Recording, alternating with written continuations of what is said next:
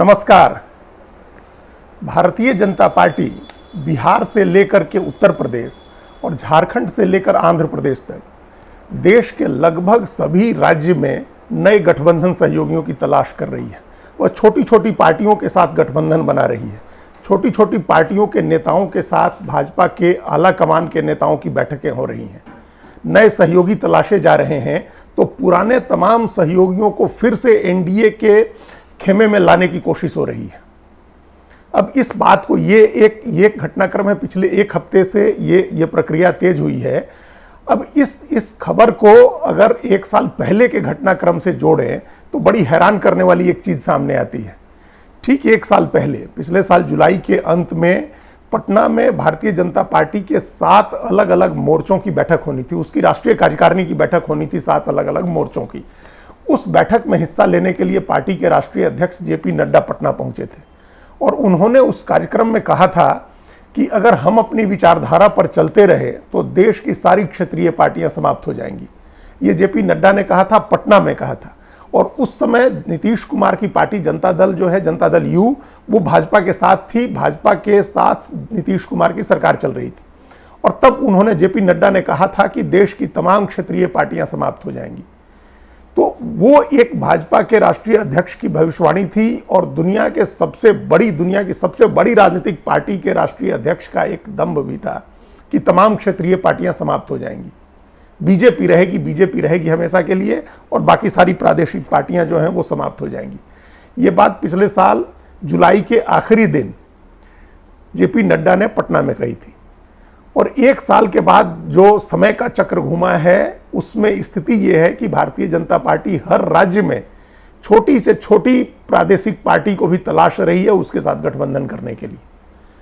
सोचें, कहां तो जो बड़ी क्षेत्रीय पार्टियां हैं उनके समाप्त होने की बात हो रही थी, उनके खत्म हो जाने की भविष्यवाणी हो रही थी, और कहां अब एक एक विधायक, एक एक एमपी वाली पार्टी की तलाश हो रही है कि उसके साथ गठबंधन हो सके। अब सवाल है कि ऐसा क्या हो गया पिछले एक साल में या पिछले 1 महीने 3 महीने में कि बीजेपी को इतने सहयोगियों की जरूरत आ पड़ी। प्रादेशिक पार्टियों को समाप्त करने के बजाय बीजेपी अब उनको जीवन दान दे रही है, संजीवनी दे रही है।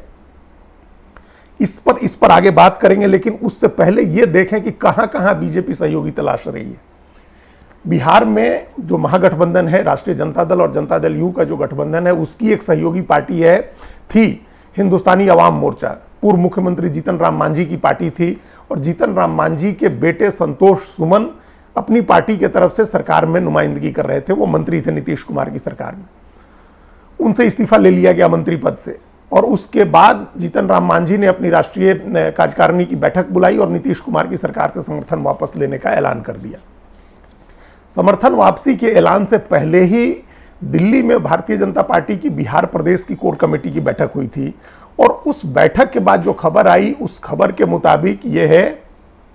मुताबिक भारतीय जनता पार्टी मांझी की पार्टी को बिहार में लोकसभा चुनाव में 1 सीट देगी। इसका मतलब है कि मांझी की पार्टी एनडीए में शामिल हो रही है, बीजेपी गठबंधन में शामिल हो रही है। तो अब बिहार में नीतीश कुमार की पार्टी अलग हो गई है। अब अकेले बिहार में भारतीय जनता पार्टी 5 छोटी छोटी पार्टियों के साथ तालमेल करने जा रही है। रामविलास पासवान ने जो लोक जनशक्ति पार्टी बनाई थी वो भाजपा के साथ थी। अब वो पार्टी भी 2 पार्टियों में बट गई है। एक पार्टी का नेतृत्व रामविलास पासवान के भाई पशुपति पारस करते हैं और दूसरे का उनके बेटे चिराग पासवान करते हैं। इन दोनों पार्टियों के साथ भारतीय जनता पार्टी का तालमेल है और लोकसभा चुनाव में ये दोनों पार्टियां बीजेपी के साथ मिलकर लड़ेंगी। जीतन राम मांझी के हिंदुस्तानी अवाम मोर्चा के साथ बीजेपी का तालमेल होने जा रहा है। पिछले दिनों जनता दल यू छोड़ करके अलग हुए और राष्ट्रीय लोक जनता दल बनाने वाले पूर्व केंद्रीय मंत्री उपेंद्र कुशवाहा के साथ भी भारतीय जनता पार्टी का तालमेल होने जा रहा है। और यह भी खबर है कि मुकेश सहनी, जिनकी पार्टी विकासशील इंसान पार्टी है और महागठबंधन का हिस्सा है, वो भी अलग होंगे और भारतीय जनता पार्टी के साथ तालमेल होगा। तो इस तरह से 5 पार्टियां, लोक जनशक्ति पार्टी के दोनों धड़े, राष्ट्रीय लोक जनता दल, हिंदुस्तानी अवाम मोर्चा और जो विकासशील इंसान पार्टी मुकेश सहनी की जो पार्टी है, ये 5 पार्टियां एक साथ आएंगी बीजेपी के साथ। बिहार में, सिर्फ बिहार में इतनी पार्टियों के साथ तालमेल हो रहा है। अकाली दल के साथ तालमेल टूट चुका था पंजाब में भारतीय जनता पार्टी का 3 केंद्रीय कृषि कानूनों के बाद, और उसके बाद उस समय हरसिमरत कौर बादल ने सरकार से इस्तीफा दिया था।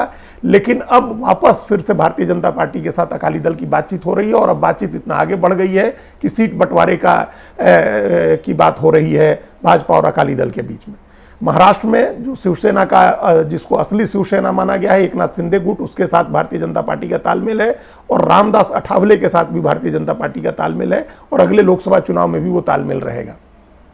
खबर है कि कर्नाटक में जनता दल एस के साथ भारतीय जनता पार्टी का तालमेल होने जा रहा है, और इसके लिए बातचीत हो रही है एच डी देवगौड़ा की पार्टी के साथ भाजपा के शीर्ष नेताओं की। अभी हाल के दिनों में जो सबसे बड़ी पहल बीजेपी की हुई है वो तेलुगु देशम पार्टी के साथ तालमेल की बात हुई है। आंध्र प्रदेश में चंद्रबाबू नायडू की पार्टी जो है तेलुगु देशम पार्टी, उसके साथ भाजपा का तालमेल होना है, और ये भी चर्चा है कि तेलुगु देशम के साथ तेलंगाना में भी भाजपा का तालमेल हो सकता है।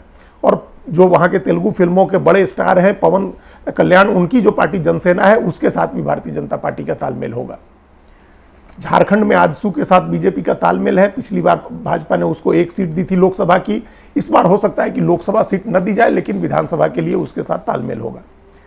और उत्तर प्रदेश में अपना दल के साथ भारतीय जनता पार्टी का तालमेल है, पहले से है, दोनों साथ मिलकर चुनाव लड़ते हैं, और अगले चुनाव में कुछ और पार्टियों को बीजेपी तलाश रही है, उनके साथ तालमेल हो सकता है। पिछले चुनाव में भी जयंत चौधरी की जो पार्टी है राष्ट्रीय लोकदल, उसके साथ तालमेल की बहुत कोशिश की थी भारतीय जनता पार्टी ने।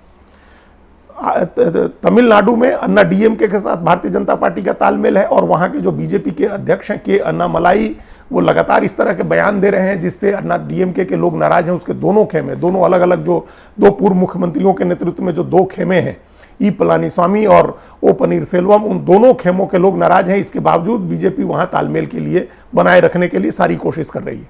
हरियाणा में जननायक जनता पार्टी जो ओम प्रकाश चौटाला के पोते दुष्यंत चौटाला ने बनाई थी, उसके साथ भाजपा का तालमेल है। वो पार्टी भाजपा के साथ सरकार में है, और ये भी संभावना है, अभी अमित शाह की जो रैली हुई थी वहां उन्होंने इंडियन नेशनल लोकदल के ऊपर, यानी ओम प्रकाश चौटाला की पार्टी के ऊपर भी कोई अटैक नहीं किया, तो वहां एक संभावना जताई जा रही है कि इंडियन नेशनल लोकदल और जननायक जनता पार्टी दोनों के साथ तालमेल हो सकता है।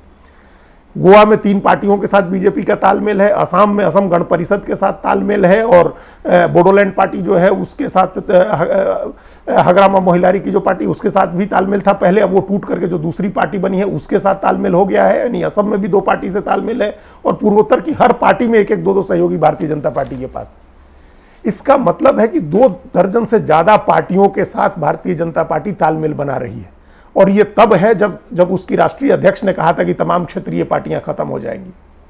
जो खत्म होने की बात कही गई थी उसके बाद का ये सारा डेवलपमेंट है कि नए राज्यों में, बिहार में नए सहयोगी तलाशे जा रहे हैं, आंध्र प्रदेश में, पंजाब में, कर्नाटक में, सब जगह भाजपा नए सहयोगी तलाश रही है और उनके साथ तालमेल कर रही है। सवाल है कि ऐसा क्यों हुआ, किस वजह से हुआ?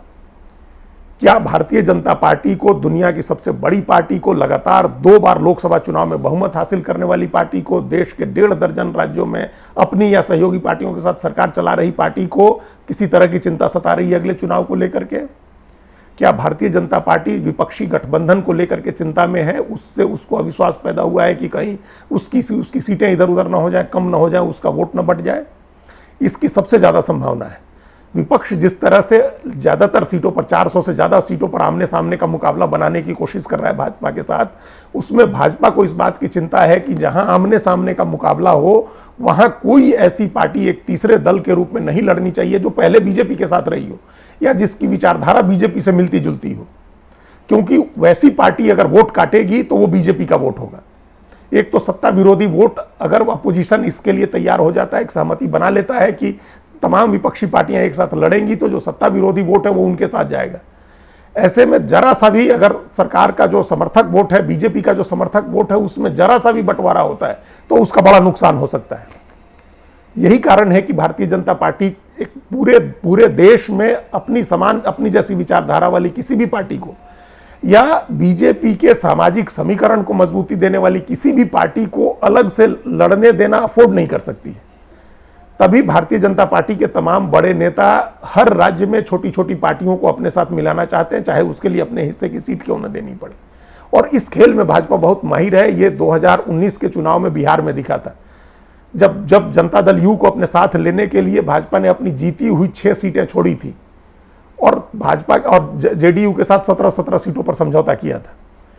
तो ये काम बीजेपी अभी देख रही है कि अगर तमाम क्षेत्रीय पार्टियों के साथ जो महागठबंधन या जो गठबंधन बन रहा है यूपीए का, उससे अलग की जो पार्टियां अगर वो साथ में नहीं आती हैं तो वोटों का इस तरह से बंटवारा होगा कि बीजेपी को नुकसान हो सकता है। इस नुकसान को कम करने के लिए तमाम छोटी पार्टियों के साथ तालमेल किया जा रहा है। और दूसरा, इसके जरिए बीजेपी ये परसेप्शन बनाने की भी कोशिश कर रही है, धारणा बनवाने की कोशिश कर रही है कि सिर्फ विपक्षी पार्टियों का गठबंधन नहीं बन रहा है या सिर्फ विपक्षी पार्टियां ही आमने सामने की लड़ाई बनाना नहीं चाहती हैं, बल्कि भाजपा भी आमने सामने की लड़ाई बना रही है। उसका भी एक अखिल भारतीय स्तर पर गठबंधन बन रहा है और विपक्ष के गठबंधन से ज्यादा पार्टियां उसके गठबंधन में हैं। और ये एक मैसेज दिया गया था अभी पिछले दिनों जब संसद की नई इमारत का उद्घाटन हुआ, तो ये बताया गया कि 20 पार्टियां या 21 पार्टियां अगर उसका बहिष्कार कर रही हैं तो 30 पार्टियां उसमें हिस्सा ले रही हैं। तो ये इस तरह का डिवीजन है कि हमारे साथ कौन है और हमारे विरोध में कौन है। हमारे विरोध में जो है उसके मुकाबले बीजेपी ज़्यादा बड़ी संख्या में पार्टियों के साथ अपना गठबंधन बना रही है और इसका मकसद ये है कि एक भी वोट अपना नुकसान नहीं होने देना चाहती है बीजेपी अगले लोकसभा चुनाव में। इसलिए तमाम पार्टियों को एकजुट किया जा रहा है, तमाम छोटी छोटी पार्टियों को महत्व दिया जा रहा है। हालांकि इससे ऐसा नहीं है कि एक बार संजीवनी या जीवन दान दे करके और अभय दान दे रही है भारतीय जनता पार्टी इन पार्टियों को। अगर बीजेपी जीतती है, अगली बार फिर उसकी सरकार बनाती है, तो इन पार्टियों के साथ तब उसका हिसाब होगा और तब इन पार्टियों का क्या भविष्य होगा ये उस समय देखने की बात होगी। धन्यवाद।